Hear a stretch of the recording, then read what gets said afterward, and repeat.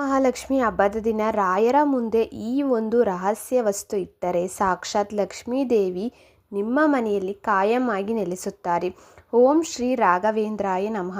ಇಡೀ ಕರ್ನಾಟಕವೇ ಸಡಗರದಿಂದ ಆಚರಿಸುವ ವರಮಹಾಲಕ್ಷ್ಮಿ ಹಬ್ಬ ಹತ್ತಿರ ಬರ್ತಾ ಇದೆ. ನೀವೆಲ್ಲರೂ ಮನೆಯಲ್ಲಿ ಲಕ್ಷ್ಮೀ ಕಳಶ ಕೂರಿಸಿ ಪೂಜೆ ಮಾಡ್ತೀರಾ. ಆದರೆ ತುಂಬ ಜನರಿಗೆ ಗೊತ್ತಿಲ್ಲದ ಒಂದು ರಹಸ್ಯ ಏನೆಂದರೆ, ಹಬ್ಬದ ದಿನ ನಿಮ್ಮ ಮನೆಯ ದೇವರ ಮನೆಯಲ್ಲಿರುವ ರಾಯರ ಫೋಟೋ ಮುಂದೆ ನೀವು ಮಾಡುವ ಒಂದು ಸಣ್ಣ ದಿವ್ಯ ವಿಧಾನ ನಿಮ್ಮ ಇಡೀ ಮನೆಗೆ ಅಖಂಡ ಐಶ್ವರ್ಯ ಮತ್ತು ಧನಾಕರ್ಷಣೆಯನ್ನು ತರಬಲ್ಲದು. ಮಂತ್ರಾಲಯದ ಗುಪ್ತ ಪೂಜಾ ಪದ್ಧತಿಗಳ ಪ್ರಕಾರ ಹಬ್ಬದ ಆ ಶುಭ ಮುಹೂರ್ತದಲ್ಲಿ ರಾಯರ ಪಾದದ ಹತ್ತಿರ ಈ ಒಂದು ರಹಸ್ಯ ವಸ್ತುವನ್ನು ಇಟ್ಟರೆ ಸಾಕ್ಷಾತ್ ಲಕ್ಷ್ಮೀ ದೇವಿ ರಾಯರ ಜೊತೆಗೆ ಬಂದು ನಿಮ್ಮ ಮನೆಗೆ ನೆಲೆಸುತ್ತಾಳೆ. ಅಷ್ಟಕ್ಕೂ ಆ ವಸ್ತು ಯಾವುದು? ಇವತ್ತಿನ ವಿಡಿಯೋದಲ್ಲಿ ಸಂಪೂರ್ಣವಾಗಿ ಹೇಳ್ತಾ ಇದ್ದೀನಿ, ಕೊನೆವರೆಗೂ ನೋಡಿ, ಎಲ್ಲೂ ಸ್ಕಿಪ್ ಮಾಡ್ದಲೇ. ಇನ್ನು ರಾಯರು ಮತ್ತು ಲಕ್ಷ್ಮೀ ದೇವಿಯ ರಹಸ್ಯ ಕನೆಕ್ಷನ್ ಏನು ಗೊತ್ತಾ? ಬಹಳಷ್ಟು ಜನ ಅಂದ್ಕೊಳ್ತಾರೆ ಹಬ್ಬದ ದಿನ ಕೇವಲ ಲಕ್ಷ್ಮೀ ಪೂಜೆ ಮಾತ್ರ ಮಾಡಬೇಕು ಅಂತ. ಆದರೆ ರಾಯರು ಜೀವಂತ ಸಮಾಧಿಯಾಗಿರೋ ಮಂತ್ರಾಲಯದ ಆ ಪವಿತ್ರ ಜಾಗದ ಗ್ರಾಮ ದೇವತೆ ಮಂಚಾಲಮ್ಮ, ಸಾಕ್ಷಾತ್ ಪಾರ್ವತಿ ಮತ್ತು ಲಕ್ಷ್ಮಿಯ ಸ್ವರೂಪ.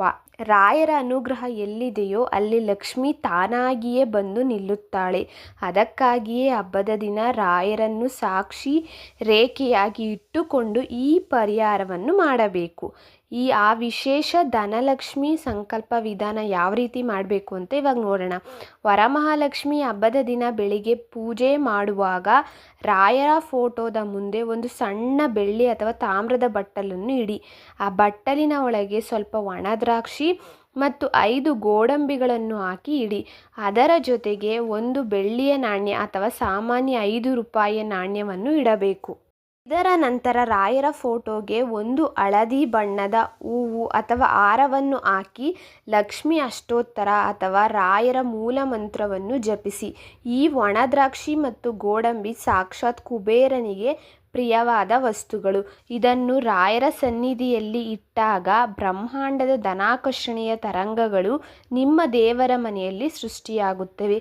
ಇನ್ನು ಪೂಜೆಯ ನಂತರ ಆ ವಸ್ತುವನ್ನು ಏನು ಮಾಡಬೇಕು ಅಂದರೆ, ಹಬ್ಬದ ಪೂಜೆ ಮುಗಿದ ಮರುದಿನ ಆ ಬಟ್ಟಲಿನಲ್ಲಿರುವ ದ್ರಾಕ್ಷಿ ಮತ್ತು ಗೋಡಂಬಿಯನ್ನು ಮನೆಯವರೆಲ್ಲರೂ ಪ್ರಸಾದದ ರೂಪದಲ್ಲಿ ಸ್ವೀಕರಿಸಿ. ಆದರೆ ಆ ನಾಣ್ಯವಿದೆಯಲ್ಲ, ಅದನ್ನು ಒಂದು ಕೆಂಪು ಬಟ್ಟೆಯಲ್ಲಿ ಕಟ್ಟಿ ನಿಮ್ಮ ಹಣ ಇಡುವ ಲಾಕರ್ ಅಥವಾ ಪರ್ಸ್ನಲ್ಲಿ ಇಟ್ಟುಕೊಳ್ಳಿ.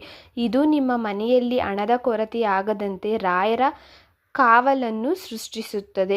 ಇನ್ನು ರಾಯರ ಮೂಲ ಬೃಂದಾವನದ ಕೆಳಗಿರುವ ಲಕ್ಷ್ಮೀ ಯಂತ್ರದ ರಹಸ್ಯ. ಮಂತ್ರಾಲಯದಲ್ಲಿ ರಾಯರು ಜೀವಂತ ಸಮಾಧಿಯಾಗಿರುವ ಮೂಲ ಬೃಂದಾವನದ ಕೆಳಗೆ ರಾಯರು ಸ್ವತಃ ಸ್ಥಾಪಿಸಿರುವ ಒಂದು ಅತ್ಯಂತ ಶಕ್ತಿಶಾಲಿ ಚಿನ್ನದ ಲಕ್ಷ್ಮೀ ಯಂತ್ರ ಇದೆ. ನೀವೆಲ್ಲರೂ ರಾಯರನ್ನು ವೈರಾಗ್ಯ ಮೂರ್ತಿ ಎಂದುಕೊಳ್ತೀರಾ. ಆದರೆ ರಾಯರು ಬೃಂದಾವನ ಪ್ರವೇಶಿಸುವ ಮುನ್ನ ತಮ್ಮ ಭಕ್ತರ ಆರ್ಥಿಕ ಕಷ್ಟಗಳು ದೂರ ಆಗಲಿ ಎಂದು ಬೃಂದಾವನದ ತಳಭಾಗದಲ್ಲಿ ದಿವ್ಯ ಲಕ್ಷ್ಮಿ ಯಂತ್ರವನ್ನು ಪ್ರತಿಷ್ಠಾಪನೆ ಮಾಡಿದ್ದಾರೆ. ವಿಶೇಷವಾಗಿ ವರಮಹಾಲಕ್ಷ್ಮಿ ಹಬ್ಬದ ದಿನದಂದು ಆ ಯಂತ್ರದ ದಿವ್ಯ ತರಂಗಗಳು ಅತ್ಯಂತ ಜಾಗೃತಾವಸ್ಥೆಗೆ ಬರುತ್ತವೆ. ಹಾಗಾಗಿ ಅಂದು ನೀವು ಮನೆಯಲ್ಲಿ ರಾಯರನ್ನು ನೆನೆದರೆ ಸಾಕು, ನಿಮ್ಮ ಜನ್ಮ ಜನ್ಮಾಂತರದ ಬಡತನವು ಕರಗಿ ಹೋಗುತ್ತದೆ. ಹಬ್ಬದ ದಿನ ಮಂತ್ರಾಲಯದಲ್ಲಿ ಜಾಗೃತವಾಗುವ ಮಂಚಾಲಮ್ಮನ ನಿಗೂಢ ಶಕ್ತಿ. ಮಂತ್ರಾಲಯಕ್ಕೆ ಹೋದವರೆಲ್ಲರಿಗೂ ಗೊತ್ತು, ರಾಯರ ದರ್ಶನಕ್ಕೂ ಮುನ್ನ ಅಲ್ಲಿನ ಗ್ರಾಮ ದೇವತೆ ಮಂಚಾಲಮ್ಮನ ದರ್ಶನ ಮಾಡಬೇಕು. ಆ ಮಂಚಾಲಮ್ಮ ಸಾಕ್ಷಾತ್ ವರಮಹಾಲಕ್ಷ್ಮಿ ಮತ್ತು ಪಾರ್ವತಿಯ ಸ್ವರೂಪ. ವರಮಹಾಲಕ್ಷ್ಮಿ ಹಬ್ಬದ ದಿನದಂದು ಮಂತ್ರಾಲಯದಲ್ಲಿ ರಾಯರ ಬೃಂದಾವನದ ಮೇಲೆ ಸಾಕ್ಷಾತ್ ಮಂಚಾಲಮ್ಮ ದೇವಿಯ ದಿವ್ಯ ದೃಷ್ಟಿ ಬೀಳುತ್ತದೆ. ಅಂದು ರಾಯರ ಬೃಂದಾವನಕ್ಕೆ ಮಾಡುವ ತುಳಸಿ ಅರ್ಚನೆಯು ಸಾಕ್ಷಾತ್ ಮಹಾಲಕ್ಷ್ಮಿಯ ಪಾದಕ್ಕೆ ತಲುಪುತ್ತದೆ. ಅದಕ್ಕಾಗಿಯೇ ಹಬ್ಬದ ದಿನ ಮನೆಯಲ್ಲಿ ರಾಯರ ಫೋಟೋ ಮುಂದೆ ಪೂಜೆ ಮಾಡುವುದು ಇಷ್ಟೊಂದು ಪವರ್ಫುಲ್ ಅಂತಲೇ ಹೇಳ್ಬೋದು. ಇನ್ನು ರಾಯರ ಕಾವಲು ಸೃಷ್ಟಿಸುವ ಹಳದಿ ದಾರದ ಚಮತ್ಕಾರ. ವರಮಹಾಲಕ್ಷ್ಮಿ ಹಬ್ಬದ ದಿನ ಹೆಣ್ಣು ಮಕ್ಕಳು ಕೈಗೆ ಲಕ್ಷ್ಮೀ ದಾರ, ಹಳದಿ ದಾರನ ಕಟ್ಕೊಳ್ತಾರೆ. ಆದರೆ ಇದನ್ನು ರಾಯರ ಪಾದಕ್ಕೆ ಮುಟ್ಟಿಸಿ ಕಟ್ಟಿಕೊಳ್ಳುವುದರ ಹಿಂದೆ ಒಂದು ನಿಗೂಢ ರಹಸ್ಯವಿದೆ. ಹಬ್ಬದ ದಿನ ನೀವು ಲಕ್ಷ್ಮೀ ದೇವಿಗೆ ಇಡುವ ಹಳದಿ ದಾರವನ್ನು ಪೂಜೆಯ ಸಮಯದಲ್ಲಿ 1 ನಿಮಿಷ ರಾಯರ ಫೋಟೋದ ಪಾದದ ಹತ್ತಿರ ಇಟ್ಟು ನಂತರ ಕೈಗೆ ಕಟ್ಟಿಕೊಳ್ಳಿ. ಇದು ಕೇವಲ ಲಕ್ಷ್ಮೀ ದಾರವಾಗಿ ಉಳಿಯುವುದಿಲ್ಲ, ಸಾಕ್ಷಾತ್ ಗುರುರಾಯರ ದಿವ್ಯ ಕಾವಲು ರಕ್ಷೆಯಾಗಿ ಬದಲಾಗುತ್ತದೆ. ಇದನ್ನು ಧರಿಸಿದವರ ಮನೆಗೆ ಯಾವುದೇ ನೆಗೆಟಿವ್ ಎನರ್ಜಿ ಪ್ರವೇಶ ಮಾಡಲು ಸಾಧ್ಯನೇ ಇಲ್ಲ ಅಂತಲೇ ಹೇಳ್ಬೋದು. ಇನ್ನು ವರಮಹಾಲಕ್ಷ್ಮಿ ಹಬ್ಬದ ಆ ವಿಶೇಷ ಮಂತ್ರ ಯಾವುದು ಅಂತ ನಾವಿವಾಗ ನೋಡೋಣ.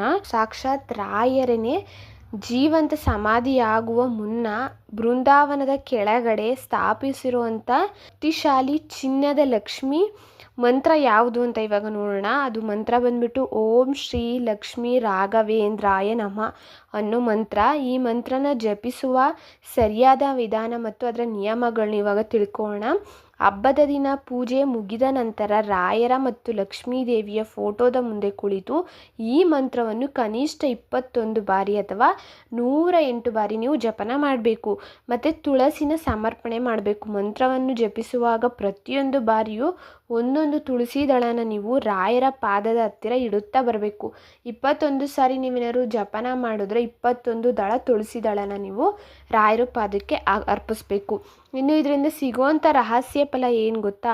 ಮಂತ್ರಾಲಯದ ಗುಪ್ತ ನಿಯಮಗಳ ಪ್ರಕಾರ ವರಮಹಾಲಕ್ಷ್ಮಿ ಹಬ್ಬದ ದಿನ ಯಾರು ಈ ಮಂತ್ರವನ್ನು ಜಪಿಸುತ್ತಾರೋ ಅವರ ಮನೆಯಲ್ಲಿ ಸಾಕ್ಷಾತ್ ಮಹಾಲಕ್ಷ್ಮಿ ಮತ್ತು ರಾಯರು ಇಬ್ಬರು ಜೊತೆಯಾಗಿ ನೆಲೆಸುತ್ತಾರೆ. ಆ ಇಡೀ ವರ್ಷ ನಿಮ್ಮ ಮನೆಯಲ್ಲಿ ಹಣದ ಕೊರತೆ ಆಗಿರ್ಬೋದು, ಸಾಲದ ಬಾಧೆ ಆಗಿರ್ಬೋದು, ನಿಮ್ಮ ಕಷ್ಟ ಕಾರ್ಪಣ್ಯಗಳು ಯಾವುದೂ ಕೂಡ ಎದುರಾಗೋದಿಲ್ಲ. ಅದಕ್ಕೆ ತಕ್ಕದಾದಂಥ ದಾರಿನ ತೋರಿಸ್ಕೊತಾ ಹೋಗ್ತಾರೆ. ಇನ್ನು ನೀವು ಲಕ್ಷ್ಮೀ ಪೂಜೆ ಮಾಡೋ ಜೊತೆಗೆ ರಾಯರ ಪೂಜೆನ ಮಾಡಿ ಈ ಒಂದು ಮಂತ್ರನ ಪಠಣೆನ ಮಾಡಿ 21 ಸಾರಿ ಯಾರು ಮಾಡಿ 108 ಬಾರಿ ಯಾರು ಮಾಡಿ ತುಳಸಿನ ಲಕ್ಷ್ಮೀ ದೇವಿಗೂ ಅರ್ಪಣೆ ಮಾಡಿ ರಾಯರಿಗೂ ಅರ್ಪಣೆನ ಮಾಡಿ. ಇಬ್ಬರಿಗೂ ಪ್ರಿಯವಾಗಿರುವಂಥದ್ದು ತುಳಸಿ ಅಲ್ವಾ. ಅದರಿಂದಾಗಿ ನಿಮ್ಮ ಮನಸ್ಸಿನಲ್ಲಿರುವಂಥ ಇಚ್ಛೆ ಆಸೆ ಎಲ್ಲವೂ ಕೂಡ ಈಡೇರಲಿ. ಈ ವರಮಹಾಲಕ್ಷ್ಮಿ ಹಬ್ಬದ ದಿನ ನಿಮ್ಮ ಮನೆಯಲ್ಲೂ ರಾಯರ ಪವಾಡ ನಡೆಯಲಿ ಅಂತ ಪ್ರಾರ್ಥಿಸುತ್ತಾ ನೀವು ಕಮೆಂಟ್ ಬಾಕ್ಸಲ್ಲಿ ಓಂ ಶ್ರೀ ಲಕ್ಷ್ಮೀ ರಾಘವೇಂದ್ರಾಯ ನಮಃ ಅಂತ ಬರೆಯಿರಿ ಅಂತಲೇ ಹೇಳ್ತಾ ಇದ್ದೀನಿ. ಎಲ್ರಿಗೂ ಕೂಡ ವರಮಹಾಲಕ್ಷ್ಮಿ ಹಬ್ಬದ ಆರ್ಥಿಕ ಶುಭಾಶಯಗಳು ಇನ್ನು ಅಡ್ವಾನ್ಸ್ ಅಂತಲೇ ಹೇಳ್ತಾ ಇದ್ದೀನಿ. ನೀವು ಕೂಡ ತಪ್ಪದೇ ರಾಯರ ಪೂಜೆನ ಮಾಡ್ತಾ ಹೋಗಿ. ವರಮಹಾಲಕ್ಷ್ಮಿ ಹಬ್ಬದ ದಿವಸ ನಿಮ್ಗೊಂದು ಒಳ್ಳೆ ರಿಸಲ್ಟು ಪಕ್ಕ ಸಿಕ್ಕೇ ಸಿಗುತ್ತೆ. ನಂಬಿಕೆ ಇಟ್ಟು ಮಾಡಿ. ನಂಬಿಕೆ ಇಡ್ದಲೆ ಯಾವುದನ್ನೂ ಕೂಡ ಮಾಡೋದಕ್ಕೆ ಹೋಗಬೇಡಿ ಅಂತ ಹೇಳ್ತಾ ಇದ್ದೀನಿ. ಇನ್ನು ಯಾರೆಲ್ಲ ನಮ್ಮ ಚಾನಲ್ನ ಸಬ್ಸ್ಕ್ರೈಬ್ ಮಾಡ್ಕೊಂಡಿಲ್ಲ ಮಾಡಿಕೊಂಡು ಬೆಲ್ ಐಕಾನ ಪ್ರೆಸ್ ಮಾಡ್ಕೊಳ್ಳಿ. Thank you for watching.